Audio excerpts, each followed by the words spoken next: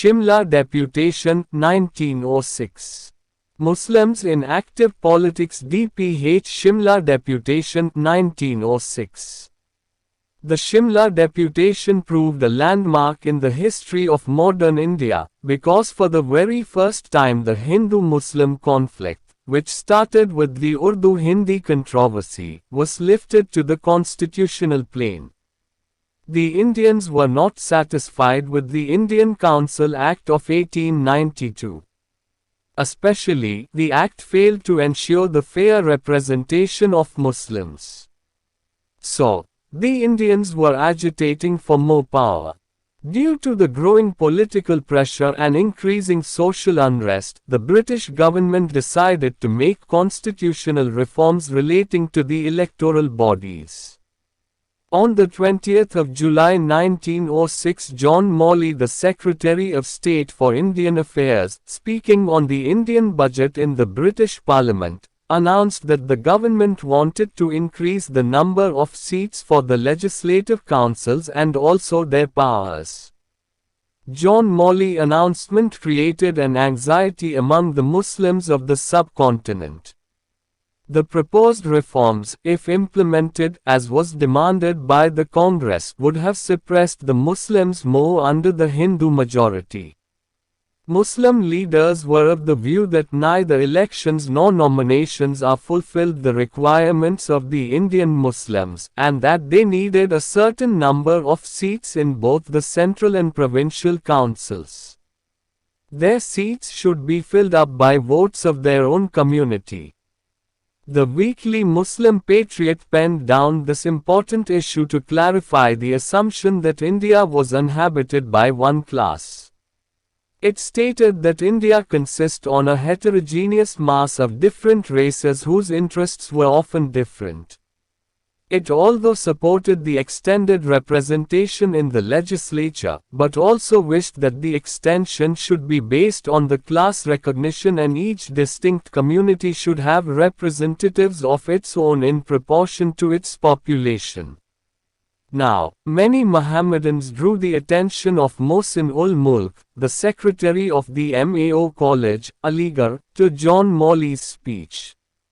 So, Nawab Mohsin-ul-Mulk wrote a letter on August 1906 to Archbold, principal of the college, in which he expressed his apprehensions about the forthcoming constitutional changes.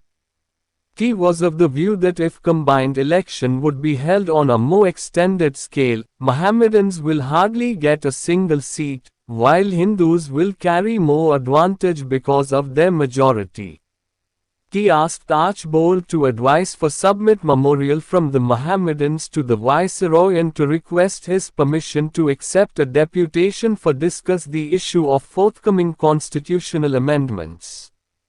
Archbold contacted to Viceroy's secretary and on the 10th of August 1906. He informed Mohsin-ul-Mulk that the Viceroy was ready to meet the deputation. After receiving the letter of Archbold, Nawab Sahib started to put together a deputation for this purpose. A meeting was held in Lucknow on the 16th of September 1906, in which an address, prepared by Saeed Hussain Bilgarami, was finalized by learned Muslim leaders. Finally, a delegation consisting of 35 leaders of Muslim community met to the Viceroy, under the leadership of Sir Aga Khan, in Simla on the 1st of October 1906. The deputation was included the members from Bengal, Punjab, UP, Bombay, Madras, Sindh, CP, Deccan and Delhi. The members of deputation were drawn from the Muslim elite class, but most of the members of deputation were connected with the Aligarh movement through the AIMEC. Besides these members, others were associated with different semi-political parties like Anjuman-e-Islam, National Mohammedan Association etc. The deputation presented the memorial in front of Viceroy, which was consisting of the demands that rights of separate electorates should be given to the Muslims. Muslims should be given 3 more seats in central legislature. Quota should be given to the Muslims in civil services. Muslims should be given representation in universities, senates and syndicates, and aid should be given to the Muslims for the establishment of a Muslim university. Lord Minto, the Viceroy, assured the Muslim delegation that as long as he is associated with the administrative affairs of the country, their national rights would be preserved. Congress made an allegation that the deputation was engineered by the government to resist the activities of nationalists. A newspaper, Amrita Bazar Patrika, close to the Congress, launched the propaganda that the deputation was the part of British policy of divide and rule. It also stated that the deputation did not represent the whole of the Muslim community and self-serving British officers were involved in its formation. In order to prove the conspiracy theory, Congress leaders had referred to a certain letter written by Achol to an unknown person of Aligarh.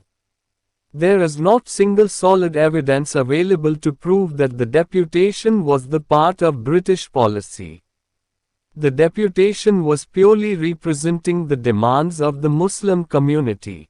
If it had been launched by the government, then there was no need of Mohsin-ul-Mulk to borrow a sum of 4,000 rupees from King and King Company at the interest rate of 7% to meet the expenses of the Simla deputation.